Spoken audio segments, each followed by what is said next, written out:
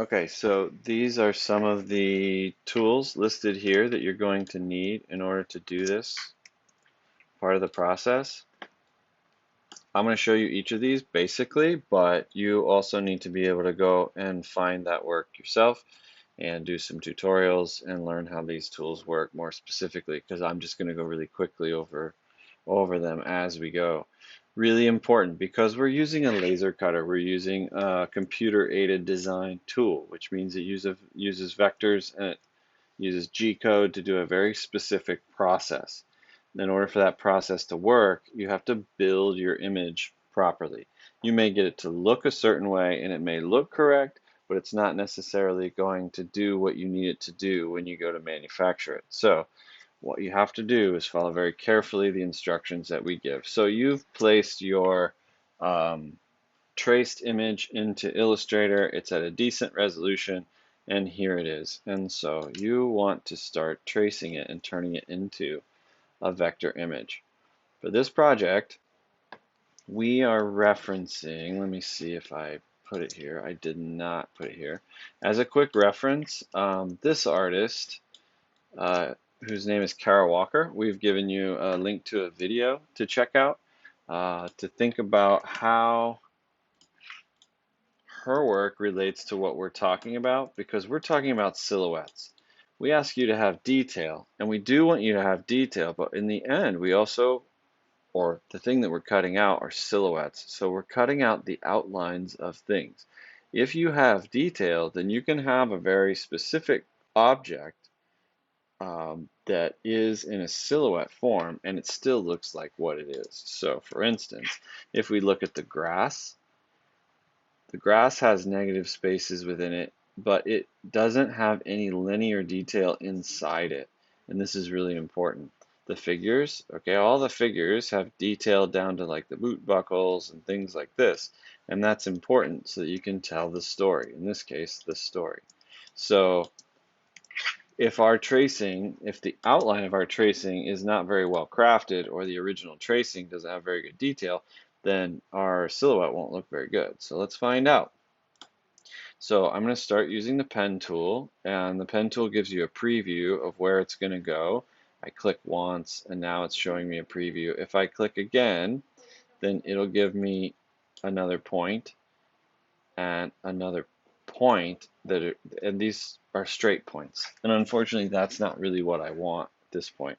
Also, I notice that it's filling. So you see it has a fill, but it does not have a stroke. And that's because over here, we see it has a black fill and no stroke, fill and stroke, and you can learn more. Any of these tools, learn more if you need to know. What we're going to do is swap it, and now I see it's a black stroke and no fill. That makes it a lot easier for me to make sense of what I'm doing. But because my drawing is black, I would rather have a red stroke and no fill. So if I click on the swatches over here, you can select fill or stroke. I'll select the stroke and I'll choose red. And that's just going to help me see where I'm drawing. So I'm going to click. How do I want to do this? Do I want the little raspberries to be in this artwork sticking out or not? I would say for the moment, yes, let's keep the raspberries. So my starting point is going to be right here. And I click, and every time I come to a curve, if I click, it gives me a straight line, but I don't want a straight line, so I undo that. If I click and hold it and drag, so click and drag, then I get a curve. Okay, if I then go back to that point and I click on that point again, it resets my line and I can click and drag on the next one. Then if you have a decent amount of detail, you'll spend a lot of time putting these lines where they want to go. This can take a while. It's an enjoyable process, but it can be time consuming. Now I'm going up and now I'm going around. And you can sort of see this drawing evolving as we go. Um, Clicking back on the bent line and undoing that handle. So as I click and drag, it gives me what are called Bezier curve handles. So this is a handle and that's a handle, and I can adjust those handles individually if I need to. But what the handle does is it uses a math equation to pull that line into a curved shape. Okay, so it previews where that curve will go next, but if I want it to go up at a actually I want it to go down at a sharp angle, then I wouldn't get what I need if I do it like that. Let's zoom in so you can see a little better. You see this? It's not going to give me what I need. So if I click there on that joint again, it will get rid of the handle that's pulling it off that way and give me a straight line again. I can click and drag to set that where I want it. And then same for that one, click and turn it off. And I'm coming up. I have a little bit of a bump here. You can put the bump in there. When you have curvy lines that are bumpy, it can be a little bit tricky to use the pen tool. It's not the best tool for those kinds of lines. So you may want to use something like the pencil tool, which I'll show you in the next example. Anyway, so we go on like this, drawing and drawing and drawing. In this way, you get a lot of detail and you get a pretty decent line. So I'm going to stop for now. I'm going to click on my selection tool, and then I'm going to click on my image, press Command 3 to hide it, and you can see the line that we just drew. What's important about this line is that everywhere along this line, it's connected. It's a solid line. It's not separate lines. It's all nice and clean. Okay, so that's what we've got. And then we want to continue. So I'm going to pause this and continue my work. Okay, so now I've traced the whole thing. And I'll just show you. I just used the pen tool to do it. I'm going to hide the image that's behind it, and that's the shape. So if I then swap it and I make that the fill, that's my shape. Does it have enough detail to be an interesting image? Maybe. Does it still look like a cake? Not as much as it did before. So some ways that I can enhance that is I can cut some negative space out of here where I know, say, there's some icing or something like that. I'm going to swap it back to the outline and re-show my... So I'm just using Command 3 to hide that and Option Command 3 to bring it back. It can also be locked with Command 2 or Option Command 2 to unlock it, and you see that's lock and unlock and show and hide visibility. So Command 2 is lock, Command 3 is hide, and that's a handy way to kind of move back and forth from visualization modes when you're trying to figure out how you want to do the artwork. Swatches, of course, like when I get my tool, I select the line that I have. I can adjust the stroke too, that's not on the list, but to a nice big fat stroke so it's easier to see. But ultimately when we're cutting it with a smaller stroke because we don't have a width, not much of a width, so it can be really small. And then, so let's select our path again. And then the swatches are here and you can select whatever color you want it to be for stroke or fill. Anyway, you get it. So if I wanted to add negative space to this one, I have to contend with raspberries, which could be negative space, but the icing is the most interesting opportunity. How could I do the icing in such a way that it becomes a compelling kind of answer to negative space?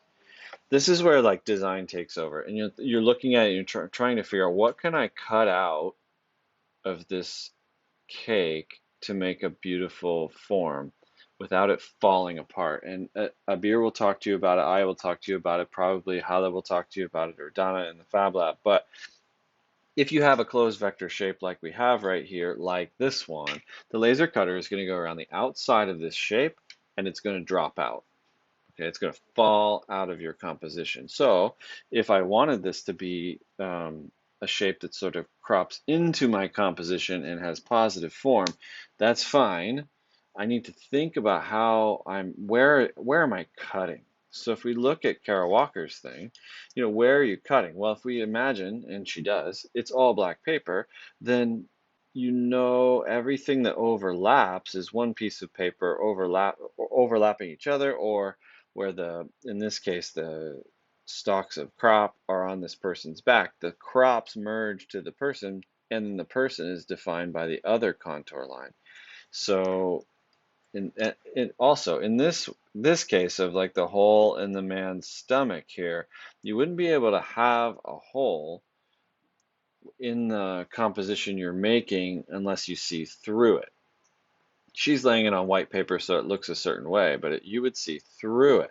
Same with the grass. So you see through the grass to whatever's behind it. And it's a really nice strategy to create small or really strong depth or a sense of depth and to be able to see more things in your scene with texture and stuff like that. So I'm going to have a look at this illustration then and try and figure out how I want to cut it in order to add negative space. So in this case, what I did, if you want, I can show you here. I decided to trace the icing because I think the icing can create a nice sense of volume of the cake, and then I've just turned that blue, and I've scaled it down a little bit. Let me turn the original illustration off, and you can see the original outline in red, and then the icing one on top. It used to be a bit more like this. So sort of like that, but I see there's a mistake here. So I'm going to zoom in here. I did this kind of quickly for your sake, but in any case, there's a mistake in this vector. If I use my direct selection tool, which is this white arrow, direct selection tool, learn more, and I click on one of those points, then it gives me access to those handles. And in this case, that handle is not the one I want to adjust, it's this one. And I actually want this handle to come back and be a bit more like that, right? And I can still adjust this to make these awesome as much as you want to make them awesome. You can also use this to click on one part of one segment of the line, which is handy, but in this case it gets a little bit wonky, so whatever. All right, so it's more like that. So now we can say, okay, it looks more like a cake. Let me hide the original illustration. Okay, looks more like a cake. The problem with this is if the laser cutter were to cut this piece here, and this piece here, and this piece here, they would all float. Like they would fall out, or they would be, it wouldn't work. So what I can do is take the part that I turned white, let's just turn it blue, for example, and if this red all still connects, but I keep the blue in the middle, then I get a negative space that is able to be cut out of the cake, so it falls out, but it still maintains its cakeness, right? So this is a really quick and easy way to do it, but I'm going to adjust these things down here. So for the red cake, I don't want to do anything with it. I'm going to lock it. And then I'm going to use my direct selection tool to adjust and select these points. So I just clicked on it. There we go. Take this one, maybe make that like that, change this over to here. And so with the direct selection tool and the shift key, I can kind of adjust this to be the way that I want it and make it a little bit more attractive and less mimicky, I guess, because in the beginning it was kind of mimicking the shapes that were there and it didn't look very good. So in this way I can have a little bit more control over it. Maybe I don't feel like I need this point. If I don't need that point, then I select the pen tool, okay, I hover over that point and click on it, it subtracts it and gets rid of it, which is exactly what I wanted it to do. It's good. So I can use the direct selection tool and bring this one down. That one still can blob out a little bit. This one should come over a little bit more. And maybe this needs to move up, and then you get sucked in, and before you know it, you're really getting after like the different shapes that you can have. If I select that, I fill it with white to give you an idea of what we're talking about. That's how it's going to go. The cake would be its own discrete object, and the icing would be cut out, and now it looks like more like a cake. So let's see this in action. Select the red cake. I'm going to make it cyan, and you'll see why. So this is my file to make my vectors, and it doesn't have any artboards. It doesn't really matter. It's a design file that allows me to make all the illustrations that I need to make. Okay, so in this space, I'm going to do all my vectorizing. What is a vector? A vector is a piece of math that doesn't use pixels. It can be scaled up and down without losing any quality, and it can be used to drive machines, which is the modern miracle of computer-aided design. So select your illustration, Command-C, copy it, go over to your other template file, which we shared with you. and I'm going to paste it. It's very, very big, so I'm just going to scale it down. And now you can see we have a safe zone in this file, which helps me understand nothing outside of that is going to cut. Every layer is going to have a frame around it so that we keep the structural integrity of the overall composition. But in this way, I can start to see how my cake might look if it were to be cut. And what's being cut out? Right now, everything that is white is being removed, and everything that is blue is being kept. Okay? So it's important that the blue has integrity. If for some reason, let's go in here. If for some reason this bit here was out here and this bit here was out here, then this piece of blue here would be cut out and it would fall away and all of it would become white. It's hard to understand, but it's the truth. So we'll be trying to explain that to you over and over. If you have little spots like this, just drag them down so that it meets the border and doesn't look strange. And that's it. So in this way, you're going to start to create a composition. To be totally clear, select those things. I'm going to copy them and go to my layers over here. And I have a template layer, which I'll lock for you all. And then I have an artwork layer. So if this is my foreground, then it's artwork 1. That's the foreground. And I'm going to paste that onto the foreground. So I can see that's the first layer. Let's say that I wanted to do another cake that was back in layer 5. I can go to layer 5 and I can paste it there and change its color. Okay, so now I see that I have this other cake. Oops. Let's make sure we get all of it when we do it. Copy it and go back to layer 5. And let's look at layer 1 and layer 5 only. We'll keep our template on. And then on layer 5, I want to paste one in there and slide it back there. And I want to change the color to, what did you request? Purple. Okay, but I need to turn that back to white. Okay, so I have another cake. And that's going to be on the 5th layer. So if I think it's on the 5th layer, then let's scale it down a little bit so it looks like it's behind. So now I have multiple cakes in space. So it's going to be tricky to figure out, what your scene is like, but each layer should be a color, and so that you can kind of visually and conceptually keep them separated. And then technically, when it comes to doing your prototype, you're going to have to be really quick about it. So you wouldn't need to cut out the icing and stuff. You just really need to cut out the frame and then whatever cake type of thing is there. So the further back you go, the more filled in the frame will be. So by the time you get to layer 7, which is the furthest away from you, layer 7 should be the backdrop, the background, the last part of the scene. Okay, so that's super quick, but it should give you an idea of how to proceed with your tracing and then with starting to compose. So for Sunday, we want to have a prototype made.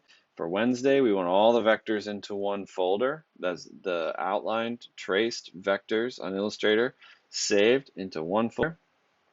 And then we want your beginning compositions, some of the things you're starting to think about as you're arranging your outlines.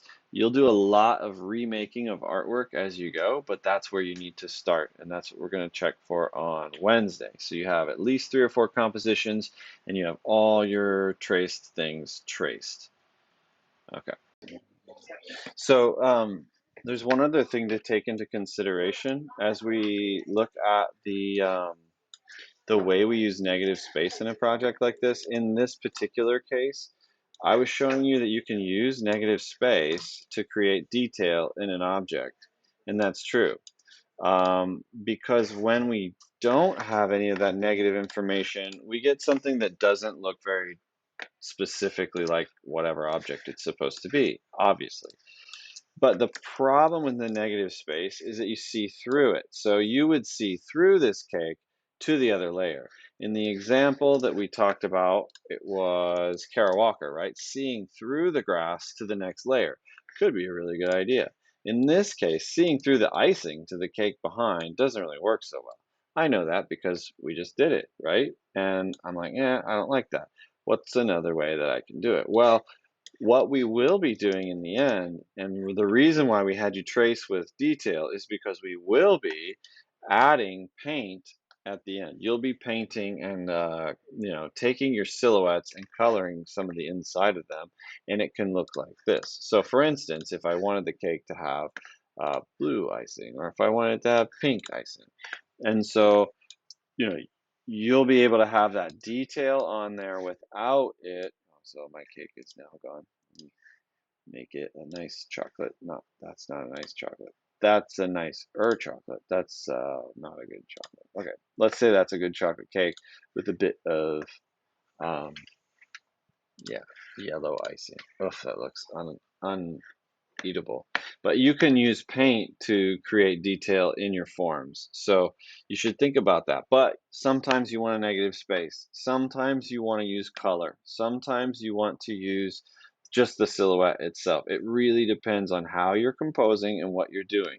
What we're trying to do at this point is to give you a sense of the options and things that are possible, and then for you to make the decisions that will work the best for you. So um, consider we're cutting on a white medium, and we will be using paint to re-illustrate our cutout forms. So while we use Kara Walker as an example for how we're making our tracing and our cut files, we will go back into it.